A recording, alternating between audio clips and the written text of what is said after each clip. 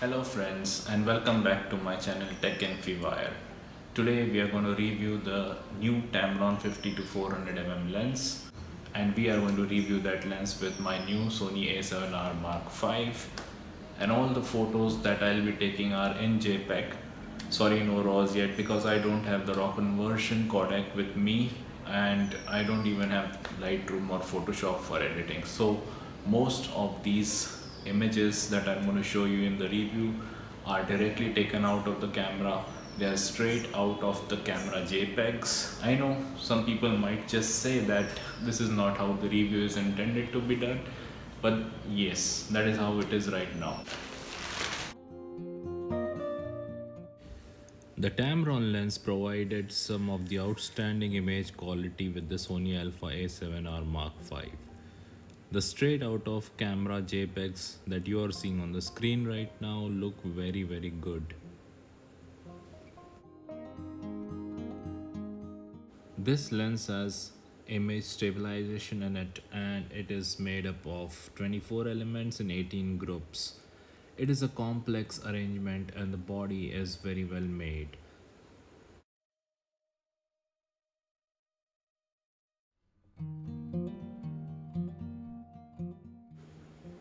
There are 9 aperture blades and the maximum aperture is f22 to 32. You can see the images are outstanding that I have taken of this flying foxes, the cat. This look all superb and splendid.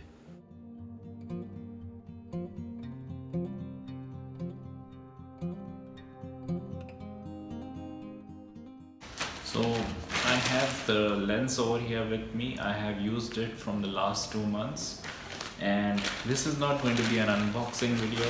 So if you want to see the unboxing, I think there are plenty of other videos out there. So this is going to be a real world lens review. This is the amazing Tamron 50 to 400 mm f4.5 to 6.3 lens.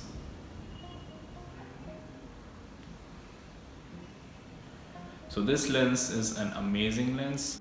So this lens is around 18.3 to 8.85 into 8.85 centimeters and 1.15 kilograms in weight. It's not very heavy. It is much lighter than the Sony 200 to 600 mm. So this lens has the front cap. This is it. You can see it. The Tamron cap. This is the lens hood. It's a good lens hood, full plastic, but it's good.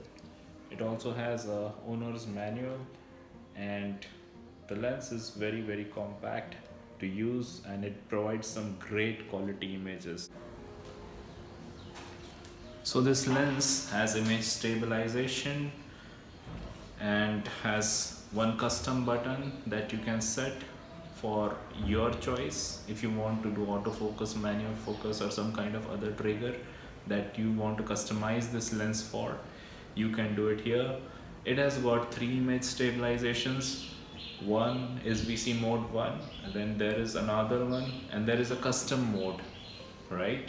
So these 3 are there, and there is a lens lock over here. So this lens lock only works when the lens is at 50 mm position, and it provides the lens that locking mechanism where the lens barrel does not extend above. So this is what it is for. So even if you put the lens this way around from your camera mount where it is attached, you won't see any lens creep or anything. The lens won't come out. The lens is pretty sturdy. The focusing rings and the manual focus ring, they are pretty good. The zoom ring is also pretty decent. I'll just remove the lock, and now I can zoom it. I've taken around 700 to 800 photographs with this lens, maybe more than that. That is a rough count that I have right now, and I've seen that it performs excellently. The optical quality of this lens is amazing. I'm going to share the shots in this video itself, so you can just have a look at it, and you can just try to figure out how they look. And the color rendition is superb. all the things that we have for this lens is just awesome. Now there's one more thing that we have for the lens, that is this USB-C connect port. You can see it over here. And this port allows you to directly connect your smartphone and the lens, and you know there is a lens utility software that is available that can directly update the firmware for this lens. So when I took this lens initially to the national park where I was shooting wildlife, it did perform a little bit with a glitch, but then once I updated the firmware, to 1.2 for this lens, it just performed flawlessly. It was just giving this amazing quality. The pictures which came out richer, the contrast was good, the color rendition was good, and I was really very happy with whatever results I was getting from this lens.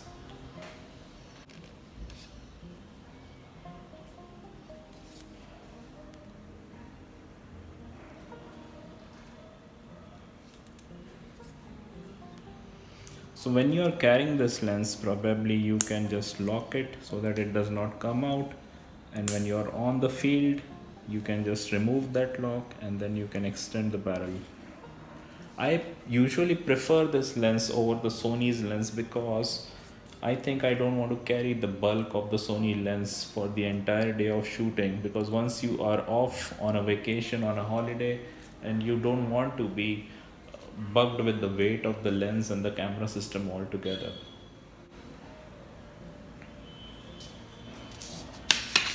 The lens hood is easy to remove, it's very good to attach, and it's pretty easy and intuitive to attach as well.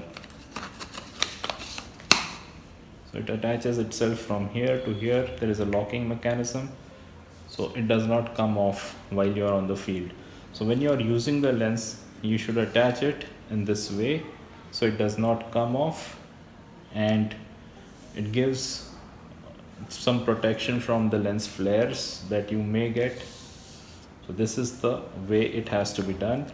To detach it, remove it, move it anti-clockwise, and it gets removed easily. So without the lens hood, the lens looks like this. It's pretty good lens. And with the Sony, I think it is working great. It is also weather sealed. You can see the gasket around the mount of the lens. So they say that it is dust and moisture resistant. The filter thread for this lens is 67 mm, like most of the other Tamron lenses. And so if you have more Tamron lenses, you can definitely fit the filters from those lenses around this one. So it's nice and compact and lightweight lens. So this lens also has 1:2 magnification ratio, and you can get nice close-up shots, nice macro shots of objects or flowers or some insects that are there into the wild that you want to photograph. So this is a perfect lens for that. Also the distance, the minimum focusing distance is pretty less. It's like around a foot or so for this lens, and you can definitely do some great macro photography with this lens. So with that said, this is not going to be a technical review as I already mentioned. So this is going to be more of a user experience review. So you're going to see all the new images that I have taken with this lens, along with a few that were taken a month back or so. So just enjoy it. I can say the rating for this lens would be 4.5 from my end. It is an excellent lens, and I am really happy that I gave this lens a thought. Although I could purchase the 200 to 600 mm lens, but I did not want to carry the bulk, the image weight. So this is something I am really happy about. The micro capabilities of this lens is amazing. You can see that the background bokeh is just rendered wonderfully. Even the close-up shots of the birds, the bird eye autofocus and detection works flawlessly.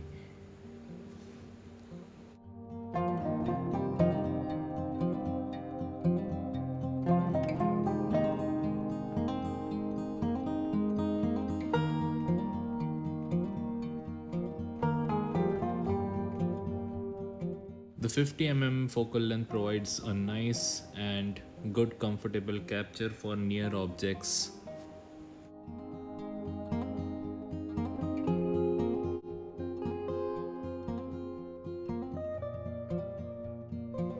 So now guys, if you want to ask me about the price of this lens, it is 1,17,000 Indian rupees, and Amazon, I think it gives you at a price of 1,02,500 something at a discounted price. But let me tell you, this lens is worth it. Go for it, enjoy the pictures that you're taking from this lens, and let me know what you think about it. And last but not least, I'm going to purchase one of the lenses from 20 to 70 mm Sony, or 24 to 75 mm, or maybe the 35 mm f1.8 FE lens from Sony. So what do you think? Which one should I get? Just let me know your thoughts in the comments below. Thank you, and stay tuned, stay focused.